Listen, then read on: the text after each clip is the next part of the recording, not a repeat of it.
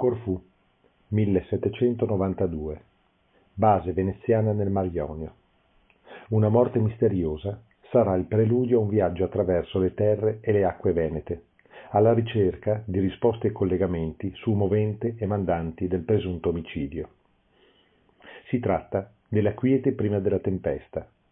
Gli avvenimenti precipiteranno e si susseguiranno in un vortice di vicende concatenate fra loro, coinvolgendo i protagonisti in una intricata vicenda che li porterà a Venezia, Verona, nelle coste dalmate e albanesi, in Cadore, fra i terribili pirati di Dulcineo e a navigare l'Egeo fino ai Dardanelli e Costantinopoli.